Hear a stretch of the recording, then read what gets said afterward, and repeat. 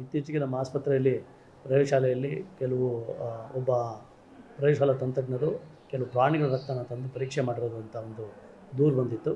ಈ ಕುರಿತು ನಮ್ಮಲ್ಲಿ ತನಿಖೆ ನಡೆಸಲಾಯಿತು. ತನಿಖೆಯಲ್ಲಿ ಅವರು ತಪ್ಪಿತಸ್ಥ ಅಂತ ಕಂಡು ಬಂದಿದ್ದು ಅವರನ್ನು ಕೆಲಸದಿಂದ ವಜಾ ಮಾಡಲಾಗಿದೆ.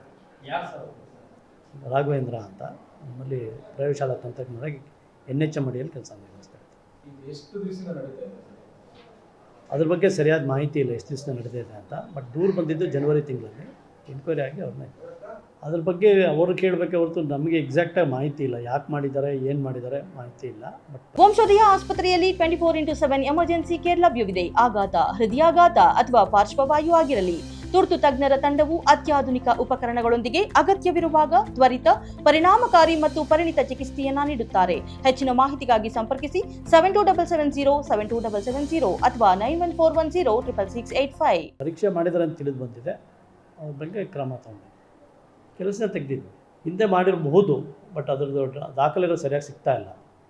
ಈಗ ಆದಮೇಲೆ ಇವತ್ತು ಗೊತ್ತಾಗಿದೆ ಆಗಿದೆ ಅಂತ ಅವರು ಒಪ್ಕೊಂಡಿದ್ದಾರೆ, ಮತ್ತು ಹೇಳಿಕೆನೂ ಕೊಟ್ಟಿದ್ದಾರೆ. ಹಾಗಾಗಿ ಅವನು ತೆಗೆದು CCTV ತುಂಬ ಹಳೆಯದಲ್ಲ, ನಮ್ಮಲ್ಲಿ 15 ದಿವಸ ಇರುತ್ತೆ ಅಷ್ಟೇ CCTV.